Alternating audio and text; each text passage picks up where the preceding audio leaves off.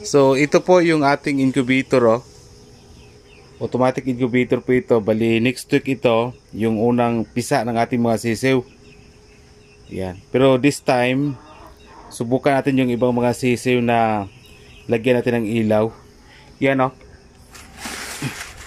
May na-order ako online ng incandescent bulb 25 and 50 watts. Pati yung ceramic valve sa online ko binili.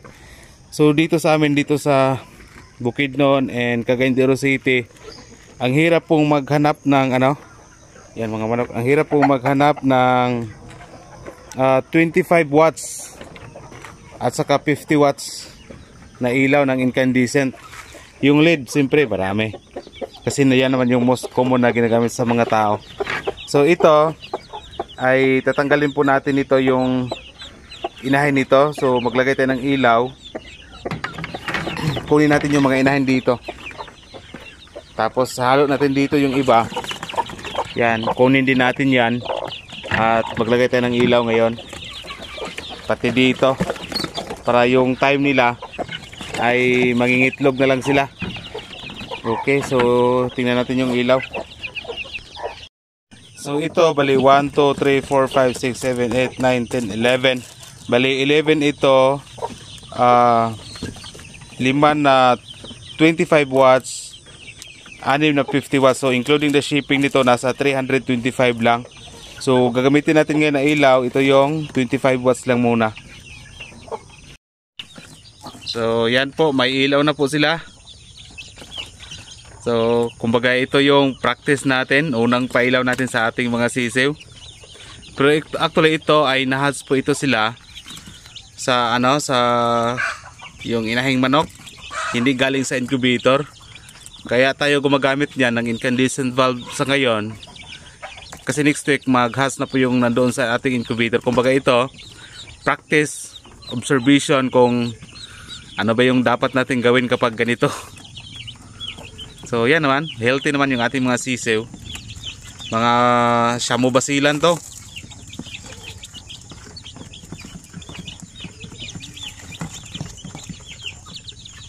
Yan, no?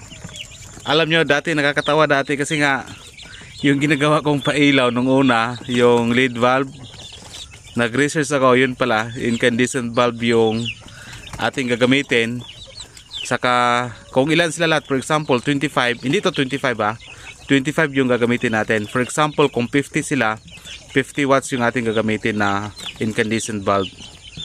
So tingnan natin dito, lahat naman okay naman yung ating mga sisiw lahat. So tingnan lang natin kung ano yung mangyayari nito. Yan, may 1 week old dyan, meron ding malapit dyan na 2 weeks old. Hinahalo-halo ko lang sila para hindi tayo ma-short sa ating kulungan. Yan. Sa isa mamaya ipakita ko sa inyo. Dalawa kasi ngayon yung ginagamit ko na pailaw sa ating mga sisiw. So yan, Integra 1000. Unlimited yung ipapakain natin sa kanila.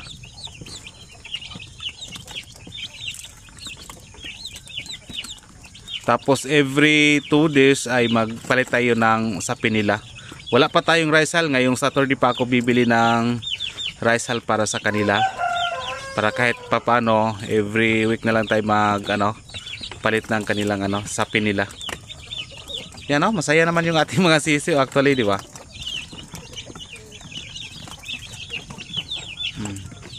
Kung may inahin kasi dito, kasi nila yung feeds masasayang. So yung ganito ay okay to, maganda to.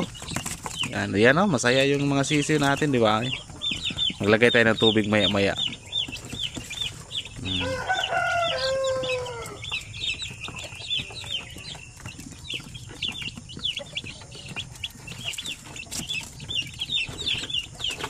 Yung nandito kasi yun yung yung sampi na inahing manok, ginagamit ko sa pag-alaga sa kanila.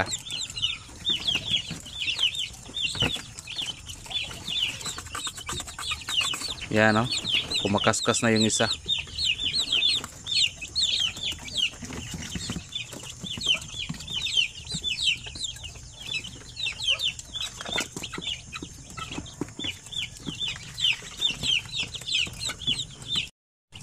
So dito din po yung isa, 14-14, dinidivide ko sila So dito medyo mas malaki dito kasi magto 2 weeks na sila.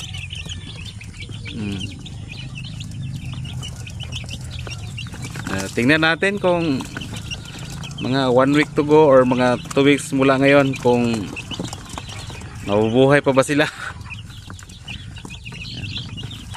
Yan ang incandescent yung ating ginagamit. 25 watts yan. So maganda pala yung ganito kasi wala nang inahing manok na magkaskas sa kanilang mga feeds, masasayang lang.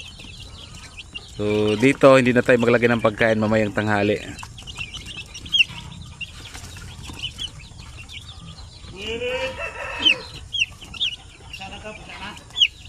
Dire gisugaan na nako. Ali ba? Dira. Ikuha na ako ginahanay. Gisugaan mo. Gisugaan na incandescent. Dagko kinakay dagko naman na. Dili pa na, di pa ni mabuhay kay mga duol pa ni duha ka semana. Wala pa ni duha ka semana pero kuha na mabuhay na nagkuha ginahan ba na? Ora. Dagko naman. Ay, ambot la na. Depende sa edad. Kung may edad siya mga 21 na mabuhay na siya kung suga-suga. Kapit na buwan naman eh. Pero kani di pa ni mabuhay, alanganin pa. Kinalam pa ni sugaan. Maning inanay, wala na inahan nga mo kahig sa ilang feeds ba? Usay kay mangyabo ilang tubig no?